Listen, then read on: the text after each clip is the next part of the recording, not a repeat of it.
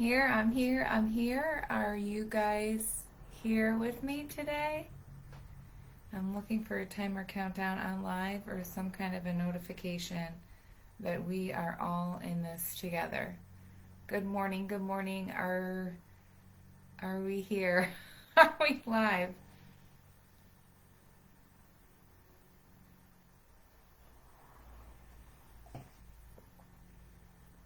It's the end of my breakfast right there. And I brewed a coffee just now. And after I brewed it, I went to grab the creamer. And there's no creamer in the fridge. So I quick texted Tim to see if he took it out of there. Why would you do that? So we're going to have a black coffee. And we're just going to be grateful for the coffee. I'm still not seeing anybody.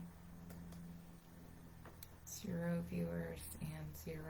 Well, I see a timer, so that's helpful, but there's no timer up at the top. So, can I get an emoji? Can I get a good morning?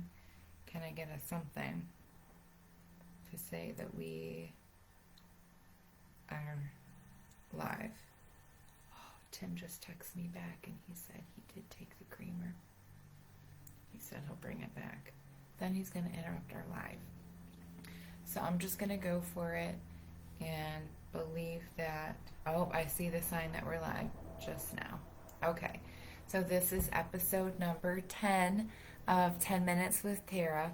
So we're supposed to fly through this thing, right? Just 10 minutes to go over one of our shirts, one of our inspirations, and all the good things that go with the T-Shirt of the Month Club.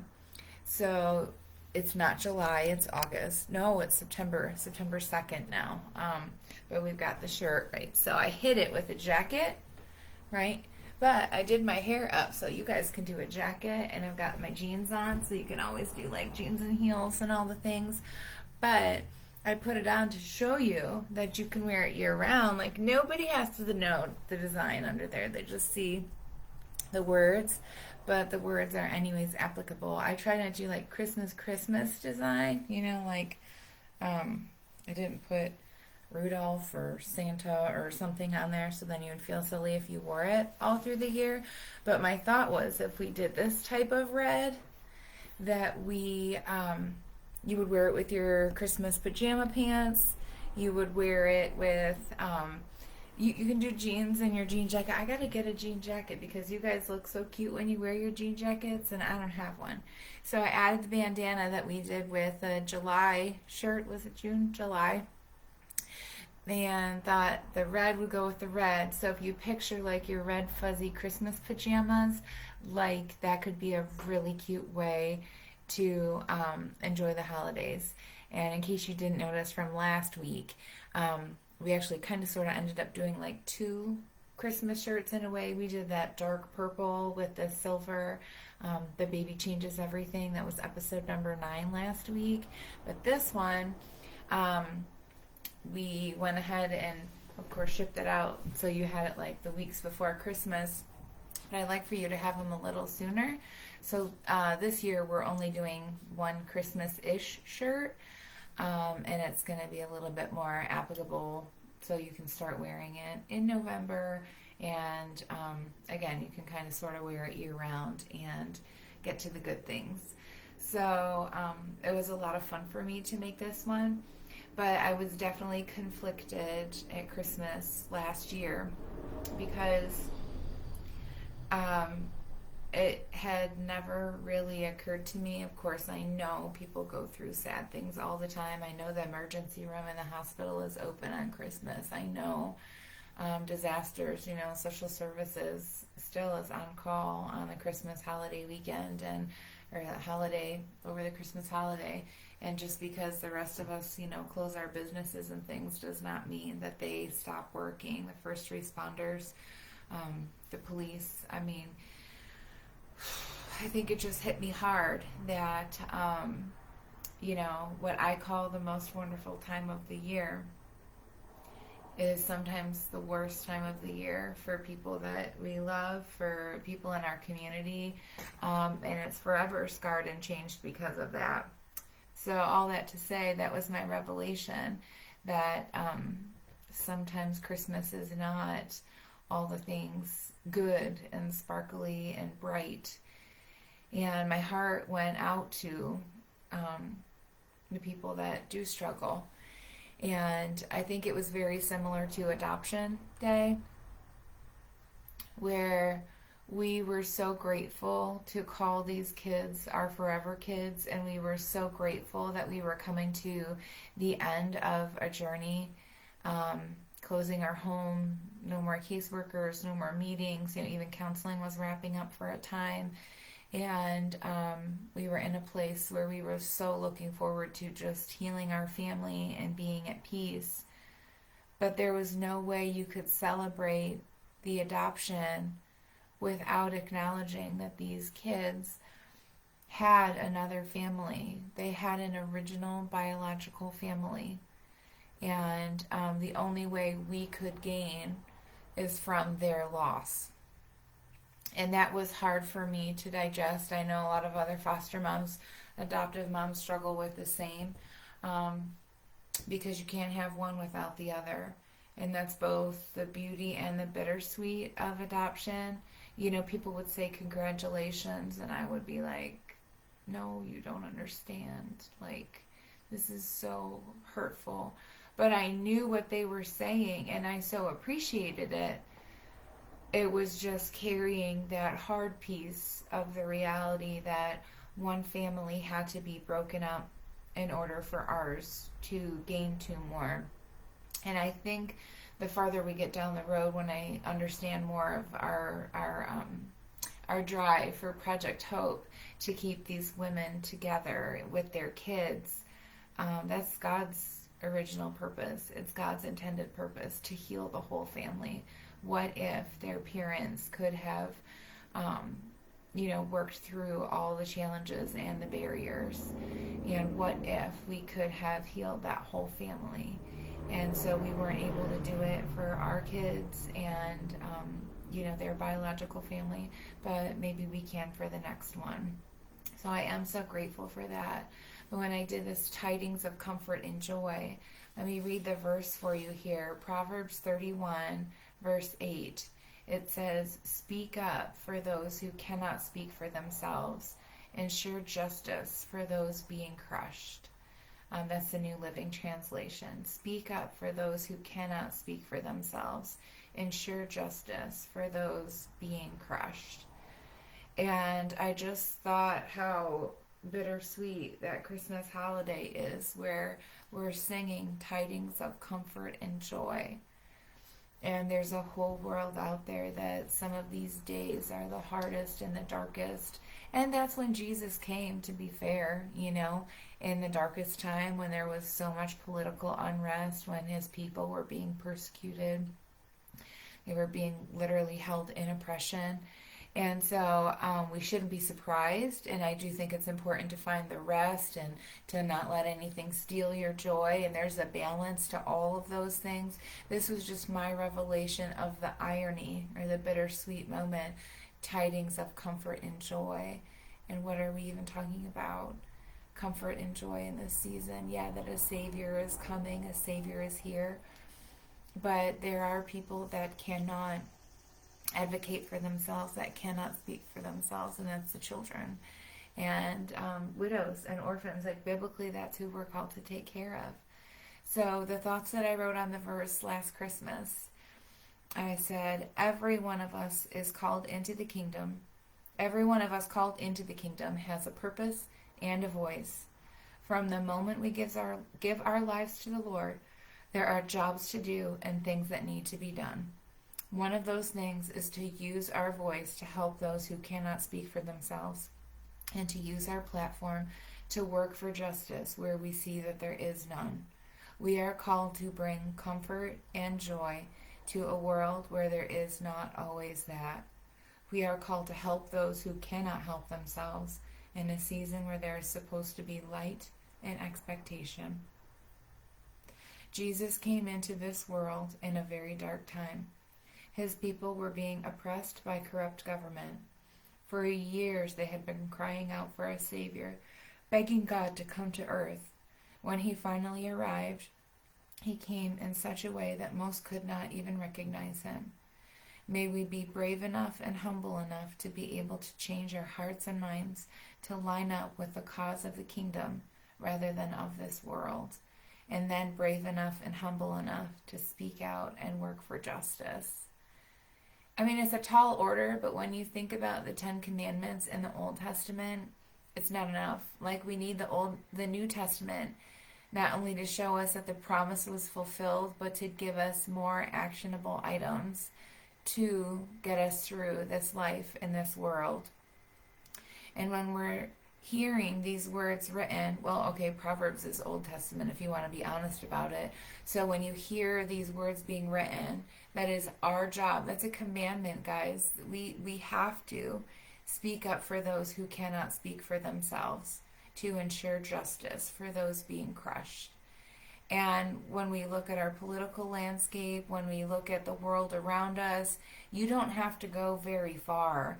I mean, it starts as even basic moms, you know, when you look at your kids and you kind of see like maybe one is overbearing on another one. I mean, that's base level brass tacks where you have to kind of, hey buddy, we need to use kind words, or hey sis, we don't manipulate to get our own way. You know, we train our own kids to do the right thing. And then once you step outside the doors, to the grocery store, to your workplace, to you know, wherever it is that you're called to be for that day and time, when you see an injustice, you are called, you are commanded to do something about it.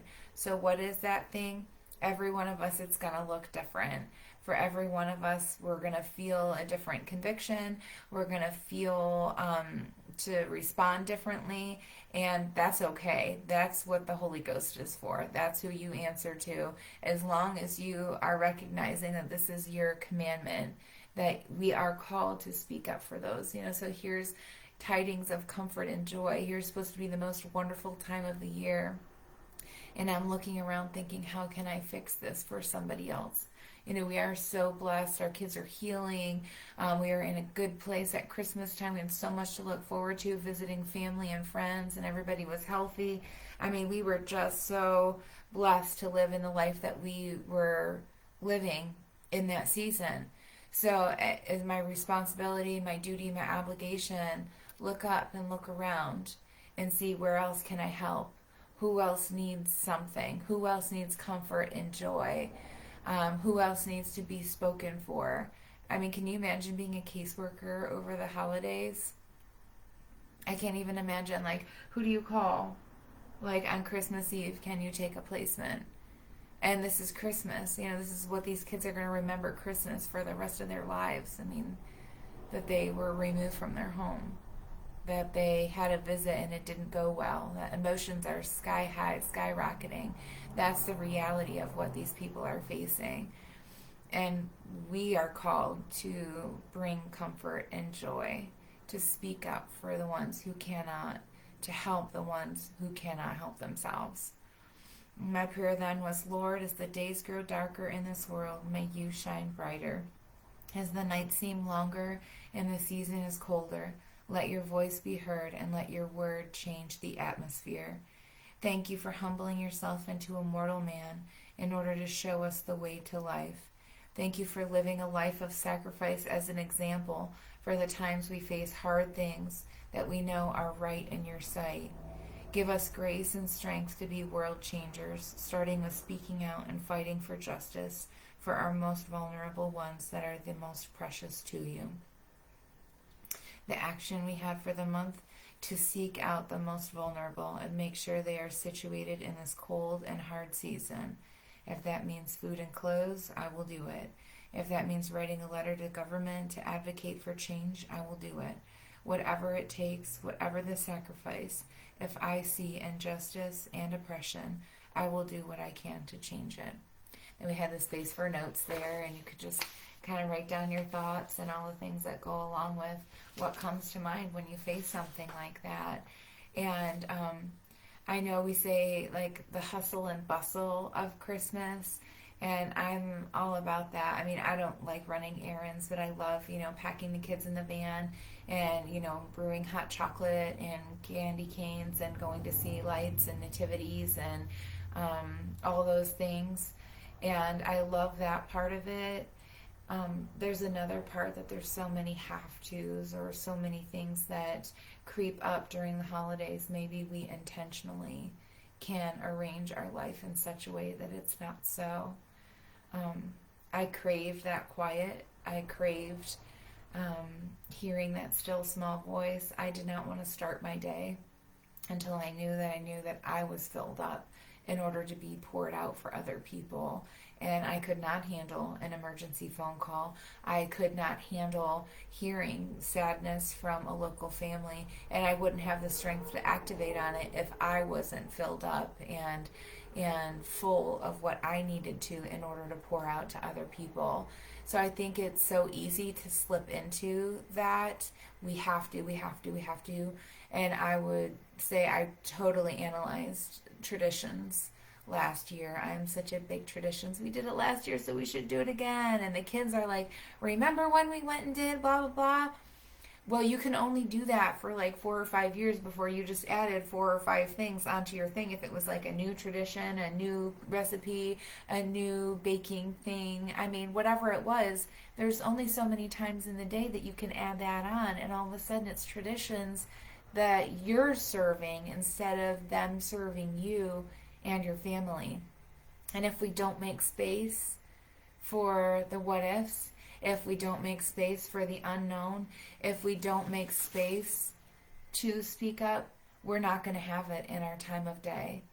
And so I was really challenged to make that time to hear that still small voice. I mean, what a desperate time these families might need. And their greatest time of need, we could be available. And we could be that change, and we could be that difference to bring them comfort and joy. So, of course, it's September, but I did just have a meeting yesterday about the last quarter of the year. So technically, we're headed into that season, and I have seen some of you with countdowns on your page for Christmas. So you can't tell me that we haven't been getting ready and doing the things. But anyways, Tidings of Comfort and Joy is a year-round thing, guys. You can do it in your Christmas jammies, and you can do it in your jeans today. But if we remember literally the commandment that God gives us to speak up for those who cannot speak for themselves, it might cause us to not be afraid to ruffle feathers of man. Like, why? Why are we fearing man? Why are we afraid to stand up for the most vulnerable and those that are oppressed? There are things that are happening in this world that are not right. And it's up to us to say something about it. Do we have the only way, the only answer? Why don't we work together? What did the Lord say? Even with the Tower of Babel, he said, nothing is impossible for these people if they work together. And that's the power of us working together. Oh, are you bringing me creamer? Come on, live. You want to come in and be a part of live today? No? Okay, thanks for my creamer. I have been delivered creamer with hot coffee that has no creamer because he stole it from me and didn't put it back. So that was very nice. So look how we can bring comfort and joy to our husbands and wives by bringing creamer half and half in the house. Anyways, you guys, I just want to encourage you, if the time has ever been, it's now. There's so many hurting people in this world. There is so much injustice. And I think we kid ourselves into thinking what one person can do. We think it's too big. And I guess I was thinking about the t-shirt club last night. We put in the orders for the last month. And I was a little discouraged because we lost a few. And then we gained a couple. And last month was just so huge. I think I got spoiled. And as I was writing down all the names to put the order in and thinking through how far we've come, and I thought it was March 2020. Like, how many shirts do we have? I think we're up to 18 now. So I've been doing this a year and a half. And who am I? And what is this doing? It has literally paid for a nonprofit. It has literally opened doors in the community to make connections and to hear needs. It has gotten us to look at property, um, to crunch numbers, to figure out where we have to be, to buy a store, buy a farm, put in a program for these women with children. Tim's already working on the men's program, so these men that want to keep their kids with them have the opportunity. I mean, God is opening doors if we will just knock and we will just ask. So what can one person do? I don't know. But I know it's the ripple effect. I know when I see how far we've come just because I did the next right thing. And this is not about me. This is me trying to explain to you how I see it myself. Like, you might think you're only one person. You can't do much. Can you imagine what your email could do to a congressman about something that's wrong? How about dinner for your neighbor? How about somebody in your church who's struggling, like a Starbucks gift card? How about just some kind words and messages? I mean, comfort and joy means so many things to different people. And one of our best and favorite teachers, he always said, the best gift is the one that's needed at the time. So what is that for you? What does that look like for you? And it doesn't have to be Christmas to make room. And it doesn't have to be December to analyze your traditions and make sure that they're not serving you. Maybe there's things you can drop right now that are not your best yes. And if you haven't read The Best Yes by Lisa TerKeurst yet, totally encourage you to read that. Because when you're saying yes to something, you're ultimately saying no to something else. So what better time to analyze? And I just invite you to do that. I'm a message away if you need help, if you need prayer, if you need suggestions. That devotional was one of our favorites. Speak up for those who cannot speak for themselves. Ensure justice for those being crushed. So I challenge you this week to do it. Good morning, Miss Betty. I see you're on here. Good. I didn't even know you could find Facebook and all the things. I'm so happy to see you on here. Thank you for joining me this morning. Next week, well, I think you're one of his finest too, actually. So I come by honest, I think. Next week is going to be 10 Minutes with Tara, episode number 11. Our 11th shirt was the Born for This. The black one with the metallic lettering that you guys loved, and that was the first one we ever started buying a few extras of and stocking in the store. There might be one or two left, I'm not sure. But we're going to wear that one next Thursday and do that one next Thursday. And that's from Esther 4:14. So if you guys want to get on board with me for Esther 4:14, then just wear your Born for This t-shirt next Thursday. And I hope that you're encouraged more than you're overwhelmed. I'm struggling with overwhelm. This is only day 2. My kids are back at school, and the world is a very hard place right now. And I'm trying to find that balance between the peace of God and knowing what to do and when to do it, and recovering from a triggering summer of being home. Very similar to the COVID pandemic when we all shut down and had to stay home with our kids and all of our trips and being home for summer. It was a lot. So I'm still working through that, and if that's you, my heart is for you, and I am right there with you, and we're going to get through this together. I know it helps me to look for other people and to look for those that are hurting. If I can look at somebody else, it kind of helps me get through my problems sometimes. And so I just encourage you, if you're in a dark place, a hard place, find somebody to help. I know it might feel like you don't have the strength, but that compassion and that empathy in you, the heart of God in you, will rise up. And by you pouring out, it will reach other people. So that's my challenge for you today. Let me know how that goes, and have a wonderful day, you guys. I will see you on Tuesday to go over more things. Consider the fields. Have a great day, my friends.